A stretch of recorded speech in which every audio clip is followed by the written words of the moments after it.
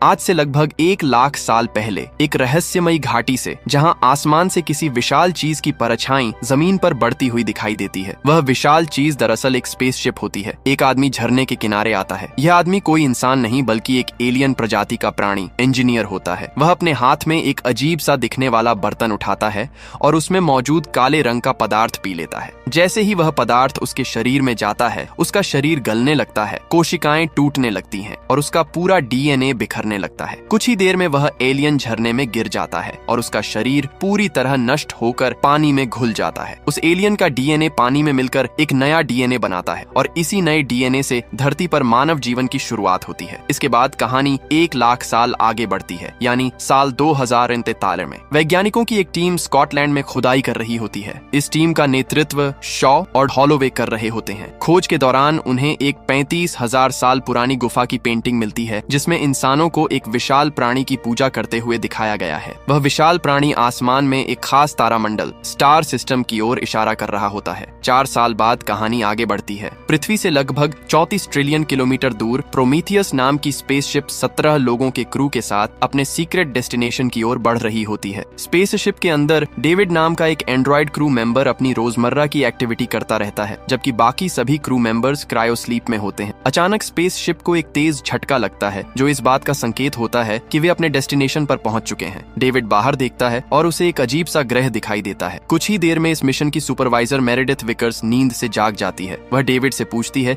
कि बाकी लोग कितने समय से सो रहे हैं। डेविड जवाब देता है 2 साल 4 महीने 18 दिन 36 घंटे और 15 मिनट। इसके बाद सभी क्रू मेंबर्स को जगाया जाता है और सबको एक जगह इकट्ठा किया जाता है। उन्हें एक 3D होलोग्राम दिखाया जाता है, जिसमें वेलैंड कॉर्पोरेशन के फाउंडर पीटर वेलैंड दिखाई देते हैं। वे बताते हैं कि इसी मिशन की नींव उन्होंने रखी थी। ये होलोग्राम उन्होंने 2 साल पहले रिकॉर्ड किया था और अगर वे सब इसे देख रहे हैं तो इसका मतलब है कि उनका मिशन अब सच होने वाला है। इसका मतलब साफ होता है कि वे सब अपनी मंजिल पर पहुंच चुके हैं और पीटर वेलैंड अब जिंदा नहीं है। पीटर आगे सबको डेविड के बारे में बताते हैं कि डेविड कोई इंसान नहीं बल्कि एक एंड्रॉइड है। डेविड उनके लिए एक बेटे की तरह है। इसके बाद वह डॉ चार्ली हॉलोवे और डॉ एलिजाबेथ शॉ का सबसे परिचय करवाते हैं। पीटर दोनों को इस मिशन का इंचार्ज घोषित करते हैं और पूरी जिम्मेदारी सौंपकर होलोग्राम से गायब हो जाते हैं। इसके बाद डॉ हॉलोवे अपना प्रेजेंटेशन शुरू करते हैं। वे पृथ्वी पर अलग अलग जगहों पर हुई पुरातत्व खुदाइयों की तस्वीरें दिखाते हैं। मिस्र, सुमेरिया, बेबीलोनिया, मेसोपोटामिया और हाल ही में स्कॉटलैंड में मिला 35,000 साल पुराना गुफा चित्र। वे बताते हैं कि ये सभी प्राचीन सभ्यताएं हैं और हर सभ्यता के बीच सैकड़ों सालों का अंतर है। इनका आपस में कोई संपर्क भी नहीं था। फिर भी हर जगह एक जैसा ही चित्र मिलता है, जिसमें एक विशाल प्राणी आसमान में एक तारामंडल की ओर इशारा कर रहा है। ऐसे ही चित्र हर सभ्यता में पाए गए हैं। इन चित्रों में दिखाया गया तारामंडल जिस गैलेक्सी में मौजूद है, वह पृथ्वी से इतनी दूर है कि प्राचीन सभ्यताओं को उसके बारे में जानना नामुमकिन था। हैरानी की बात यह है कि उस गैलेक्सी में एक सूरज मौजूद है और उसके चारों ओर एक ग्रह घूम रहा है, जिसके 3 चंद्रमा हैं। उनमें से एक चंद्रमा पर जीवन के लिए अनुकूल वातावरण है, लगभग हमारी धरती जैसा, और आज ही सुबह वे उसी चंद्रमा पर पहुंचे हैं। इसके बाद डॉ शॉ बताती हैं कि गुफा चित्रों में दिखाया गया विशाल प्राणी असल में एक एलियन प्रजाति है। उन्हीं एलियंस ने इंसानों को बनाया है। एक तरह से वे हमारे इंजीनियर्स हैं, हमारे रचयिता। इन चित्रों के जरिए वे हमें एक संदेश दे रहे हैं कि आओ हमें ढूंढो उसी तारामंडल में। प्रेजेंटेशन के बाद डेविड दोनों डॉक्टर्स को सुपरवाइजर मेरेडिथ विकर्स के चैम्बर में ले जाता है।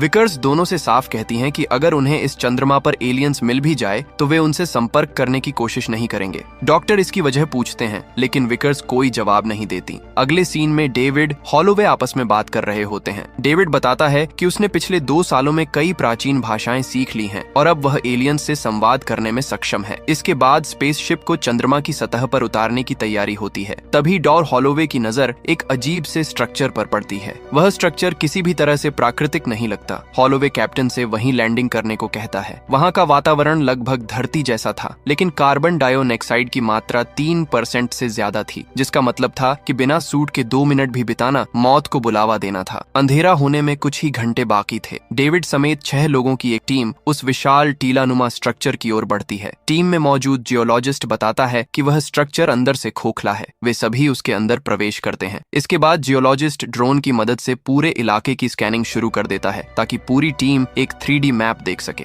हॉलोवे बताते हैं कि अंदर कार्बन डाइऑक्साइड की मात्रा बाहर से बहुत कम है। उनका कहना होता है कि यहाँ कोई ऐसी चीज है जो हवा को साफ कर रही है। ये कहकर वे अपना हेलमेट उतार देते हैं और हैरानी की बात ये होती है कि उन्हें कुछ भी नहीं होता। एक एक करके बाकी लोग भी अपने हेलमेट उतार देते हैं। तभी डेविड को एक स्विच पैनल दिखाई देता है जिस पर अजीब से चिन्ह बने होते हैं। डेविड उन चिन्हों पर अपनी उंगली फिराता है। अचानक पूरा हॉल रोशनी से भर जाता है और उनके सामने विशालकाय प्राणियों की दौड़ती हुई आकृतियां दिखाई देती हैं। वह असल में एक 3D रिकॉर्डिंग होती है। रिकॉर्डिंग में भी वही विशालकाय लोग दिखाई देते हैं जो किसी अज्ञात चीज से डरकर जान बचाकर भाग रहे होते हैं। सभी लोग उन आकृतियों का पीछा करते हैं। भागते हुए उन विशालकाय प्राणियों में से एक दरवाजे तक पहुंचते पहुंचते गिर जाता है और तभी दरवाजा बंद हो जाता है। दरवाजा बंद होते ही उसका शरीर बीच से कट जाता है। सिर दरवाजे के एक तरफ और धड़ दूसरी तरफ रह जाता है। उस विशालकाय प्राणी का शरीर देखकर जियोलॉजिस्ट घबरा जाता है। वह बायोलॉजिस्ट के साथ तुरंत वहां से निकलकर स्पेसशिप की ओर लौट जाता है।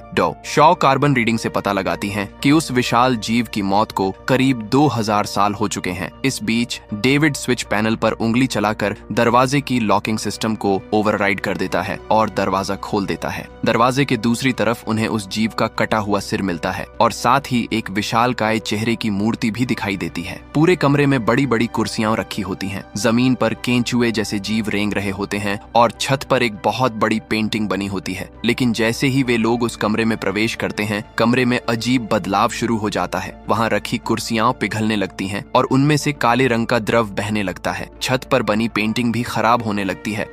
शॉ समझ जाती हैं कि उनके आने से कमरे का तापमान बदल गया है। वह सभी को तुरंत वहां से बाहर निकलने को कहती हैं और उस कटे हुए सिर को एक बड़े पॉलीथीन बैग में डालकर साथ ले लेती हैं। तभी कैप्टन सबको सूचित करता है कि एक भयानक तूफान आने वाला है, इसलिए सभी को तुरंत स्पेसशिप पर लौटना होगा।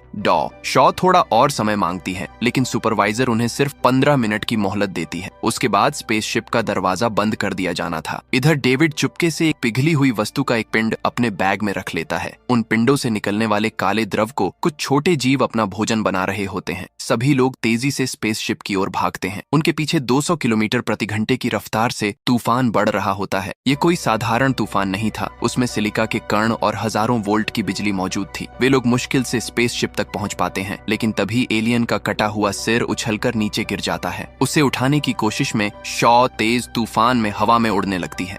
हॉलोवे उन्हें बचाने की कोशिश करते हैं, लेकिन असफल रहते हैं। तभी डेविड आगे बढ़कर दोनों की जान बचा लेता है। स्पेसशिप पर लौटने के बाद उन्हें पता चलता है कि बायोलॉजिस्ट और जियोलॉजिस्ट वापस नहीं आए हैं। असल में वे दोनों उसी स्ट्रक्चर के अंदर रास्ता भटक गए होते हैं। कैप्टन उन्हें मैसेज करता है कि तूफान की वजह से उन्हें रात वहीं उसी स्ट्रक्चर में गुजारनी होगी। उधर स्ट्रक्चर के अंदर दोनों को एलियंस की लाशों का ढेर मिलता है। ये सभी लाशें लगभग 2000 साल पुरानी होती हैं। इधर स्पेसशिप पर डॉक्टर्स उस एलियन के सिर का एनालिसिस करते हैं। जांच में पता चलता है कि जिसे वे सिर समझ रहे थे वह असल में सिर्फ एक हेलमेट है। एलियन का असली सिर तो हेलमेट के अंदर होता है। जब वे उसके सिर की गहराई से जांच करते हैं तो पता चलता है कि वह किसी खतरनाक वायरस से संक्रमित था। उस वायरस के बारे में और जानने के लिए वे उसे सक्रिय करते हैं, लेकिन इससे पहले कि वे कुछ और समझ पाते, इन्फेक्शन के कारण वह सिर अचानक जोरदार हरकत करता है। एलियन के डीएनए की जांच के बाद एक चौंकाने वाली सच्चाई सामने आती है। उसका डीएनए इंसानों के डीएनए से पूरी तरह मेल खाता है। इससे साफ हो जाता है कि यही एलियंस हमारे पूर्वज हैं। यही वे इंजीनियर्स हैं जिन्हें ढूंढने के लिए वे यहाँ आए थे। उधर डेविड चुपचाप अपने साथ लाए गए पिंड को खोलता है और उसमें से थोड़ा सा काला सैंपल निकाल लेता है। फिर वह सैंपल चुपके से हॉलोवे के ड्रिंक में मिला देता है। इस बात से अनजान हॉलोवे वह ड्रिंक पी लेते हैं। इसके बाद हॉलोवे जाकर शॉ से मिलता है। शॉ उसे बताती है कि इंसान दरअसल उन्हीं एलियन इंजीनियर्स की संतान है, लेकिन बच्चों का जिक्र सुनते ही डॉन शॉ भावुक हो जाती है, क्योंकि एक मेडिकल कंडीशन की वजह से वह कभी मां नहीं बन सकती थी। हॉलोवे उसे समझाने की कोशिश करता है और उसी भावनात्मक पल में दोनों के बीच शारीरिक संबंध बन जाते हैं। उधर बायोलॉजिस्ट और जियोलॉजिस्ट भटकते भटकते फिर उसी कमरे में पहुंच जाते हैं जहां पिघले हुए पिंडों से निकला काला द्रव्य पूरे कमरे में फैल चुका होता है। अचानक उन्हें उस द्रव्य में सांप जैसे दो जीव दिखाई देते हैं। असल में ये वही केंचुए होते हैं जो काले द्रव्य के संपर्क में आकर भयानक जीवों में बदल चुके होते हैं। बायोलॉजिस्ट एक केंचुए के पास जाकर उसे छूने की कोशिश करता है, लेकिन तभी वह जीव उस पर हमला कर देता है और उसका हाथ तोड़ देता है। जियोलॉजिस्ट उस जीव को काट देता है, लेकिन उसके एसिड जैसे खून से वह बुरी तरह जल जाता है। वह जीव उसी जगह से दोबारा उग आता है और बायोलॉजिस्ट के सूट के अंदर घुस जाता है। इन केंचुए जैसे जीवों की वजह से दोनों की बहुत दर्दनाक मौत हो जाती है। इधर स्पेसशिप में हॉलोवे की तबीयत बिगड़ने लगती है। उसे अपनी आंख के अंदर एक छोटा सा जीव हिलता हुआ दिखाई देता है। तूफान अब थम चुका होता है, लेकिन बायोलॉजिस्ट और जियोलॉजिस्ट स्पेसशिप से भेजे गए किसी भी मैसेज का जवाब नहीं दे रहे होते। इसलिए कैप्टन अपने दल के साथ रात में ही उन्हें खोजने निकल पड़ता है। वे लोग उस स्ट्रक्चर के अंदर पहुंचकर दोनों की तलाश शुरू करते हैं। दूसरी तरफ डेविड अकेले ही स्ट्रक्चर के दूसरे हिस्से में चला जाता है। वहां उसे एक गुप्त कमरा मिलता है जिसके चारों तरफ हजारों पिंड जैसे कंटेनर रखे होते हैं। सुपरवाइजर यह सब डेविड के सूट में लगे कैमरे के जरिए देख रही होती है। फिर डेविड को एक और कमरा दिखाई देता है। उस कमरे में प्रवेश करते ही वह अपना कैमरा बंद कर देता है। यह कमरा असल में इंजीनियर्स का स्लीपिंग चैम्बर होता है। इधर कैप्टन और उसकी टीम को बायोलॉजिस्ट की लाश मिल जाती है,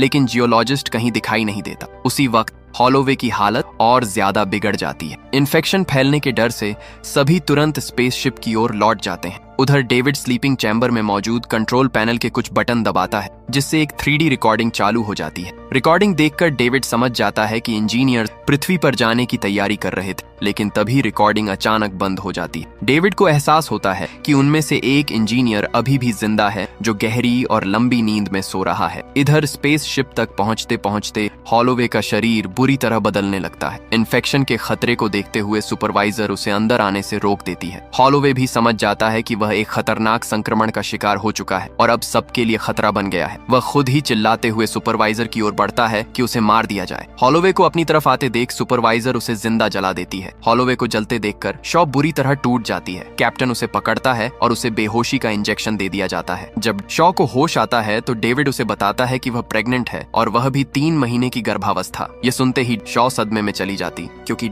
हॉलोवे से उसके संबंध सिर्फ 10 घंटे पहले बने थे। 3 महीने पहले तो वह स्लीपिंग चैम्बर में गहरी नींद में थी, और सबसे बड़ी बात, वह कभी मां बन ही नहीं सकती थी। डेविड बताता है कि यह कोई सामान्य गर्भ नहीं है। शॉ उससे गिड़गिड़ाकर कहती है कि वह उसके पेट से उस जीव को निकालने में मदद करे, लेकिन डेविड साफ मना कर देता है, ये कहते हुए कि इस तरह का ऑपरेशन करने के लिए कोई डॉक्टर मौजूद नहीं है। इसके बाद डेविड उसे बेहोशी का इंजेक्शन देकर सुला देता है। जब डॉन शॉ को स्लीपिंग चैम्बर में ले जाया जा रहा होता है तो वह वहां से भाग निकलती है। वह सुपरवाइजर के केबिन में रखी मेडिकल मशीन मेड पॉड की मदद से खुद ही अपना ऑपरेशन करती है और उस परजीवी जीव को अपने शरीर से बाहर निकालकर निष्क्रिय कर देती है। उधर कैप्टन को एक सिग्नल मिलता है कि जियोलॉजिस्ट स्पेसशिप के बाहर खड़ा है। जब कुछ क्रू मेंबर्स उसे देखने बाहर जाते हैं तो बुरी तरह संक्रमित जियोलॉजिस्ट उन पर हमला कर देता है और कई लोगों को मार देता है। कैप्टन किसी तरह उससे लड़ता है और अंत में उसे मार गिराता है। इधर भागते भागते डॉर शॉ स्पेसशिप के उस हिस्से में पहुंच जाती है जहां पीटर वेलैंड को स्लीपिंग चैम्बर में रखा गया था। उन्हें हाल ही में नींद से जगाया गया था ताकि वे उस इंजीनियर से मिल सकें जिसे डेविड जिंदा और सोता हुआ देख कर आया था। असल में पीटर वेलैंड ने इस पूरे मिशन पर पैसा सिर्फ एक वजह से लगाया था, ताकि वह अपने निर्माता यानी इंजीनियर्स से मिलकर अमर बनने का रहस्य जान सके। पीटर वेलैंड इंजीनियर से अमर बनने का तरीका पूछना चाहता है। शॉ भी उसके साथ इंजीनियर से मिलने के लिए तैयार हो जाती है। तभी कैप्टन आकर उन्हें एक चौंकाने वाली बात बताता है। वह कहता है कि यह प्लैनेट इंजीनियर्स का घर नहीं है, बल्कि यह उनका मिलिट्री बेस है। कैप्टन के मुताबिक यहाँ इंजीनियर्स जैविक हथियार तैयार करते थे। वह काला द्रव्य उन्हीं के द्वारा बनाया गया एक बायोलॉजिकल वेपन था जो किसी तरह उनके काबू से बाहर हो गया और यहीं मौजूद इंजीनियर्स की मौत का कारण बना। सुपरवाइजर मेरेडिथ विकर्स, जो असल में पीटर वेलैंड की बेटी थी, इंजीनियर से मिलने के सख्त खिलाफ होती है। उसे लगता है कि यह सब उनके लिए बेहद खतरनाक साबित हो सकता है, लेकिन पीटर उसकी बात नहीं मानता। जाने से पहले शॉ डेविड से पूछती है कि अगर पीटर को कुछ हो गया तो उसे प्रोग्राम कौन करेगा। डेविड जवाब देता है, तब मैं आजाद हो जाऊंगा। इसके बाद डेविड, शॉ और बाकी लोग पीटर वेलैंड को लेकर इंजीनियर के स्लीपिंग चैम्बर में जाते हैं। उधर कैप्टन जब गुफा के 3D मैप को ध्यान से एनालाइज करता है तो उसे एहसास होता है कि वह गुफा दरअसल एक स्पेसशिप है। डेविड सबको बताता है कि इंजीनियर्स पृथ्वी पर जाने की तैयारी कर रहे थे, लेकिन अचानक कुछ गड़बड़ हो गई। असल में इंजीनियर्स पृथ्वी पर नए जीवन की शुरुआत करने वाले थे और अगले सृजन से पहले वहां मौजूद जीवन, खासकर मनुष्य जाति को खत्म करने वाले थे। इसके बाद डेविड इंजीनियर को उसकी लंबी और गहरी नींद से जगा देता है। जैसे ही इंजीनियर जागता है, पीटर वेलैंड उससे उसी की भाषा में पूछता है कि बुढ़ापे के बाद मौत से कैसे बचा जा सकता है। इंजीनियर पहले प्यार से डेविड के सिर पर हाथ फेरता है और अगले ही पल डेविड का सिर उसके धड़ से अलग कर देता है। इसके बाद इंजीनियर बाकी सभी लोगों को बेरहमी से मार देता है। सिर्फ शॉ किसी तरह जान बचाकर वहां से भाग निकलती है। इंजीनियर अपनी कुर्सी पर बैठकर अपने अंतरिक्ष यान को पृथ्वी की ओर उड़ान भरने के लिए चालू कर देता है ताकि वह अपना अधूरा अधूरा मिशन पूरा कर सके, पृथ्वी पर मौजूद पूरी मानव जाति को खत्म करने का मिशन। शॉ ये सब कैप्टन को बताती है। वह कहती है कि किसी भी हाल में इंजीनियर के अंतरिक्ष यान को पृथ्वी तक पहुंचने से रोकना होगा। कैप्टन कहता है कि उनका जहाज कोई जंगी जहाज नहीं है, लेकिन शॉ उसे समझाती है कि अब वही आखिरी उम्मीद है। कैप्टन तुरंत अपने क्रू को सुपर इंजन चालू करने का आदेश देता है ताकि उनका स्पेसशिप गोली की तरह तेज रफ्तार पकड़ सके। सुपरवाइजर कहती है कि वह इस मिशन में हिस्सा नहीं लेगी क्योंकि यह स्पेसशिप उसका है और यहाँ उसी की चलेगी। कैप्टन उससे कहता है कि वह उसका लाइफ चैम्बर सतह पर उतार देगा जिसमें वह 2 साल तक जिंदा रह सकती है। सुपरवाइजर तुरंत लाइफ चैम्बर में चली जाती है। कैप्टन बाकी क्रू मेंबर्स को भी लाइफ चैम्बर में जाने को कहता है, लेकिन कोई नहीं जाता। सभी क्रू मेंबर्स खुशी खुशी पृथ्वी को बचाने के लिए अपने प्राणों की आहुति देने को तैयार हो जाते हैं। उधर इंजीनियर का अंतरिक्ष यान उड़ान भर चुका होता है। कैप्टन पहले लाइफ बोट को स्पेसशिप से अलग कर सतह पर रिलीज करता है और फिर सुपरवाइजर को भी उसके लाइफ चैम्बर के साथ छोड़ देता है। जैसे ही प्रोमीथियस का सुपर इंजन पूरी ताकत से चालू होता है, वह तेज रफ्तार में जाकर इंजीनियर के अंतरिक्ष यान से टकरा जाता है। एक भयानक विस्फोट के साथ इंजीनियर का जहाज तबाह होकर धरती पर आ गिरता है। गिरते समय वह अपने साथ सुपरवाइजर और शॉ को भी चपेट में ले लेता है। सुपरवाइजर की मौत हो जाती है, लेकिन एक चट्टान की आड़ की वजह से शॉ बच जाती। उसके ऑक्सीजन सिलेंडर में सिर्फ 2 मिनट की ऑक्सीजन बची होती है। ऑक्सीजन लेने के लिए वह कैप्टन द्वारा छोड़ी गई लाइफ बोट की ओर जाती है। वहाँ उसे एक भयानक परजीवी जीव दिखाई देता है। वह तुरंत पहचान जाती है कि यह वही ऑक्टोपस जैसा जीव है जो उसने अपने पेट से निकाला था। वह जीव मरा नहीं था, बल्कि अब और भी बड़ा हो चुका था। तभी वायरलेस रेडियो पर डेविड की आवाज सुनाई देती है। वह बताता है कि इंजीनियर उसे मारने आ रहा है। अचानक इंजीनियर शॉ पर हमला कर देता है। शॉ तुरंत ऑक्टोपस वाले केज का दरवाजा खोल देती है। वह विशाल जीव इंजीनियर पर हमला कर देता है। इंजीनियर और उस जीव की लड़ाई के बीच से शॉ जान बचाकर भाग निकलती है। थकी और टूटी हुई हॉलोवे को याद करके रोने लगती है। तभी डेविड की आवाज फिर से रेडियो पर आती। डेविड उससे मदद मांगता है। शॉ पूछती है कि वह उसकी मदद क्यों करे। डेविड बताता है कि वहाँ और भी कई एलियन स्पेसशिप मौजूद हैं और उन्हें उड़ाना सिर्फ वही जानता है। शॉ उसकी मदद के लिए मान जाती। डेविड कहता है कि अगर वे किसी नए एलियन स्पेसशिप तक पहुंच गए तो पृथ्वी पर लौटने का रास्ता आसान हो जाएगा, लेकिन शॉ कहती है कि वह पृथ्वी पर वापस नहीं जाना चाहती। वह वहां जाना चाहती है जहां से इंजीनियर्स आए थे। डेविड वजह पूछता है। शॉ कहती है, पहले उन्होंने हमें बनाया, फिर हमें मारना चाहा। मैं जानना चाहती हूँ कि आखिर क्यों। शॉ पृथ्वी पर एक अंतिम मैसेज भेजती है कि प्रोमीथियस स्पेसशिप और उसका पूरा क्रू खत्म हो चुका है और जो भी यह संदेश सुन रहा है वह कभी भी इस चंद्रमा पर आने की कोशिश न करे, क्योंकि यहाँ अब सिर्फ मौत है। इसके बाद डेविड और शॉ उस ग्रह की ओर उड़ान भरते हैं जहाँ से इंजीनियर्स आए थे।